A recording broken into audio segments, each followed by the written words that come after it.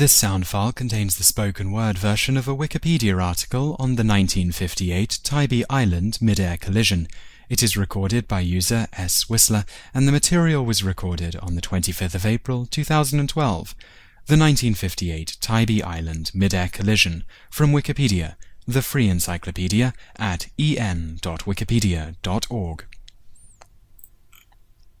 The Tybee Island B-47 crash was an incident on February 5, 1958, in which the United States Air Force lost a 7,600-pound, 3,400-kilogram Mark 15 hydrogen bomb in the waters off Tybee Island near Savannah, Georgia, USA.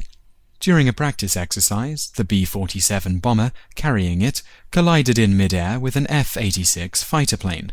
To protect the aircrew from a possible detonation in the event of a crash, the bomb was jettisoned. Following several unsuccessful searches, the bomb was presumed lost, somewhere in Wassaw Sound, off the shores of Tybee Island.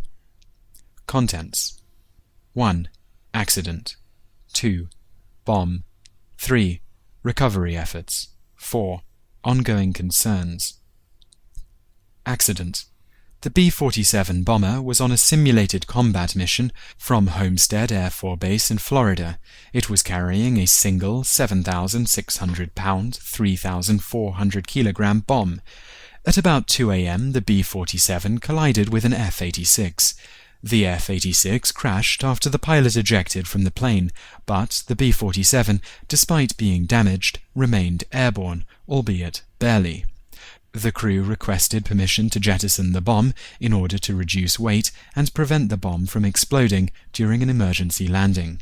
Permission was granted, and the bomb was jettisoned at about 7,200 feet, 2,200 meters, while the bomber was traveling about 200 knots, 370 kilometers an hour.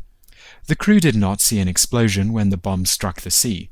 They managed to land the B-47 safely at Hunter Air Force Base, later Hunter Army Airfield. The pilot, Colonel Howard Richardson, was awarded the Distinguished Flying Cross after this incident for his role in piloting the B-47. Bomb. The 12-foot, 4-meter-long Mark 15 bomb weighs 7,600 pounds and bears the serial number 47782. It contains 400 pounds, 180 kilograms of conventional high explosives and highly enriched uranium. The Air Force maintains that the bomb's nuclear capsule, used to initiate the nuclear reaction, was removed prior to its flight aboard the B-47. As noted in the Atomic Energy Commission Form AL-569, Temporary Custodian Receipt for Maneuvers, signed by the aircraft commander, the bomb contained a simulated 150-pound cap which was made of lead. However, according to the 1966 congressional testimony by then Assistant Secretary of Defense W.J. Howard, the Tybee Island bomb was a complete weapon, a bomb with a nuclear capsule, and one of 2 weapons lost up to that time that contained a plutonium trigger. Nevertheless, a study of the Strategic Air Command documents indicates that in February 1958, Alert Force test flights, with the other older Mark 15 payloads, were not authorized to fly with nuclear capsules on board. Such approval was pending deployment of safer sealed-pit nuclear capsule weapons that did not begin deployment until June 1958. Recovery efforts. Starting on February 6, 1958, the Air Force 27,000th Explosive Ordnance Disposal Squadron and 100 Navy personnel equipped with handheld sonar and galvanic drag and cable sweeps mounted a search. On April 16, 1958, the military announced that the search efforts had been unsuccessful. Based upon a hydrologic survey, the bomb was thought by the Department of Energy to lie buried under 5 to 15 feet of silt at the bottom of Wassaw Sound. In 2004, retired Air Force Colonel Derek Duke claimed to have narrowed the possible resting spot of the bomb to a small area approximately the size of a football field. He and his partner located the area by trawling the area in their boat with a Geiger counter in tow. Secondary radioactive particles, 4 times the naturally occurring levels, were detected and mapped, and the site of radiation origination triangulated. Ongoing concerns.